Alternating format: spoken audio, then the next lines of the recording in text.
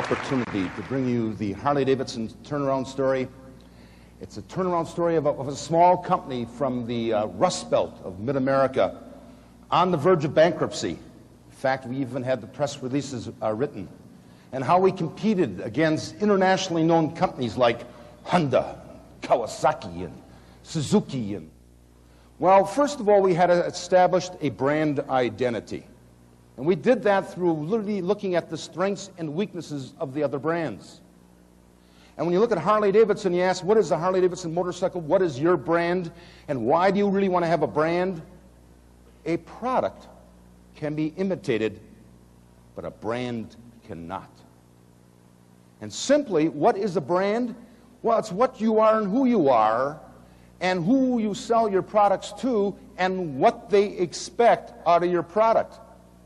Harley-Davidson builds big, beautiful American motorcycles for motor enthusiasts who want their motorcycles and their products to be symbols of strength, freedom, individuality, and Americana, and also want to participate and share in the Harley-Davidson heritage, tradition, and mystique. Developing a strategy. How are you going to compete against these giants with the mega dollars, with global vistas of how they really want to distribute product? And they're not only multinational, they're global.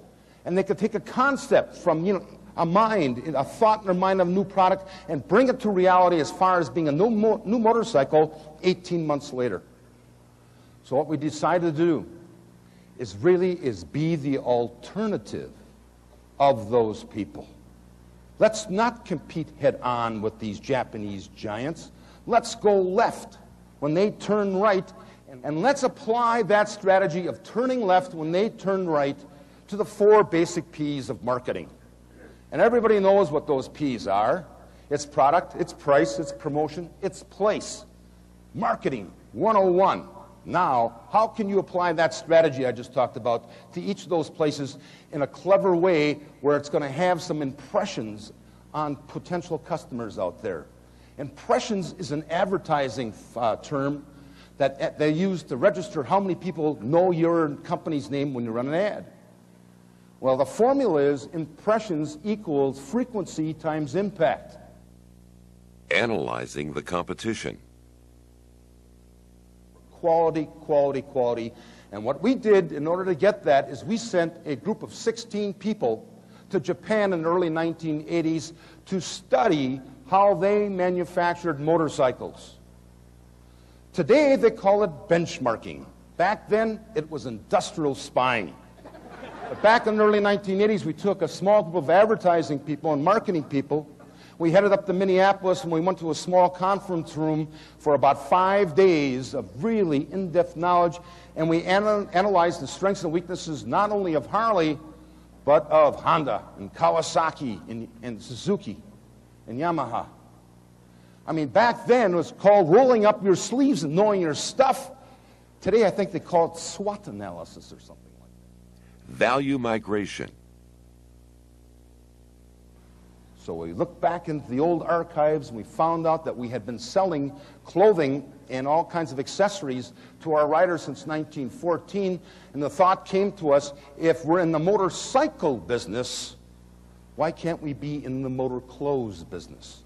So we manufacture a complete line of clothing that is functional and fashionable for all age groups. You look through our catalog, you'll find people in their 20s, 30s, 40s, 50s, 60s. Impactful advertising. Would you sell an unreliable motorcycle to guys like this? Hey, we got their attention, but we were talking to our core people. Another thing they started to do at that time was to copy our styling. We've been famous for this classical styling that you find in Mercedes and BMWs versus the radical things coming out of the Orient. We wanted to tell people about that. But when we found out that they were copying our motorcycles, we ran this ad, and this is an introductory page to a following double page in that motorcycle book, and it says, "Okay, Japan, your next prototype is ready." And when you turn the page, it says, "Maybe this time nothing will get lost in the translation," and we printed it in Japanese.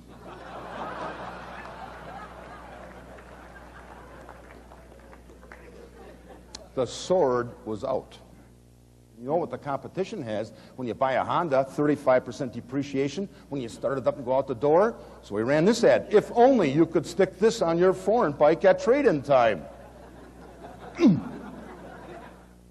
Driving a wedge between you and the competition.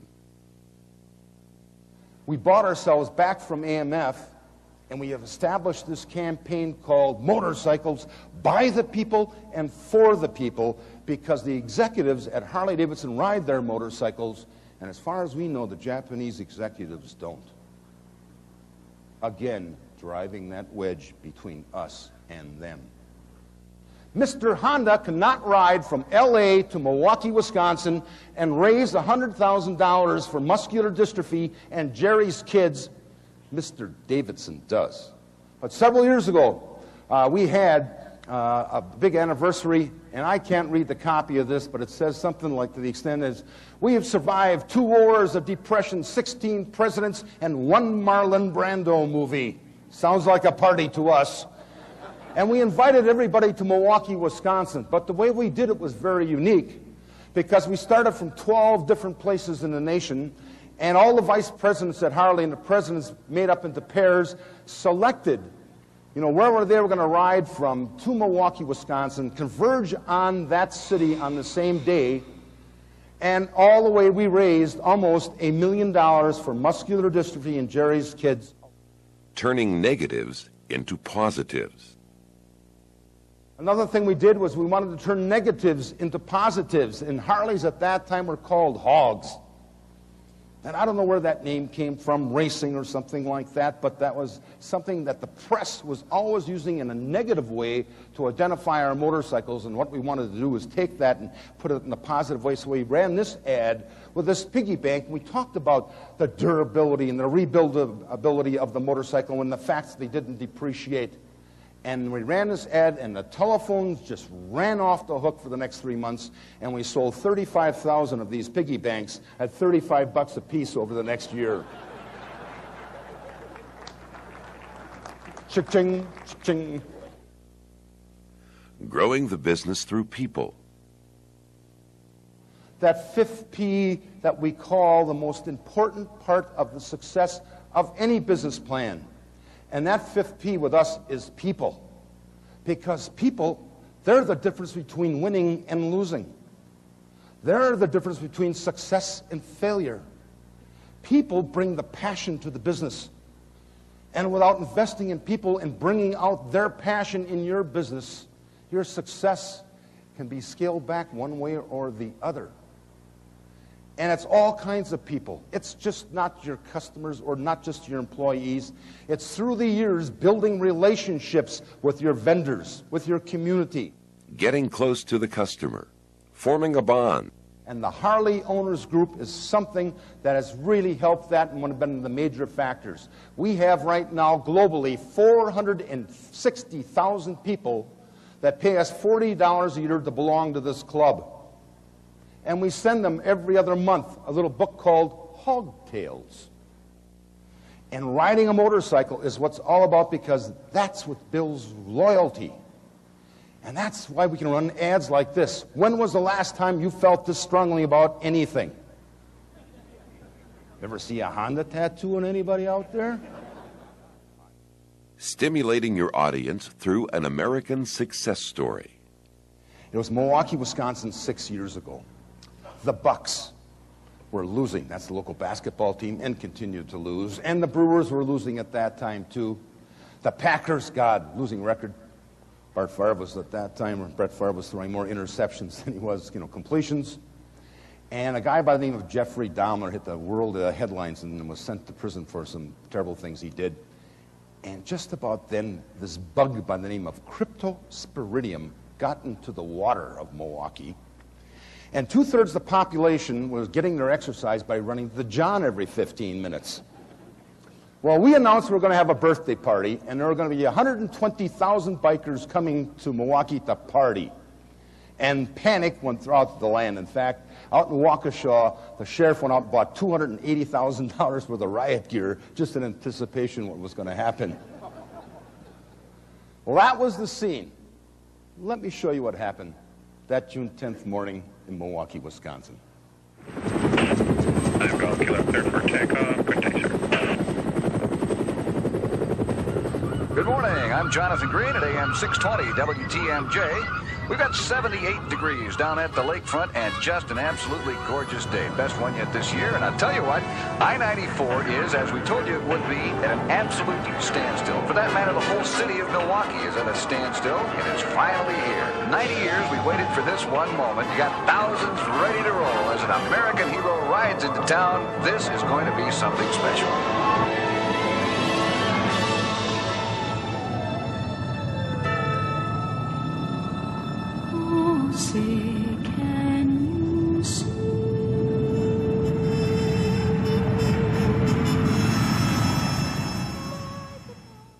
How to motivate your audience in changing paradigms. During this presentation, you've picked up a couple of pearls of wisdom, and I really hope that over the last couple of days and the next several days that you really find some things that you can use in your business back at home, because it's coming with these fresh ideas and exchanging ideas with your peers is really what built the success of this organization. But if not, I'd like to leave you with this last thought. If you do what you've always done, you're going to get what you've always got. And with that, I say thank you. You've been a wonderful audience. I really thank you from the bottom of my heart. Thank you.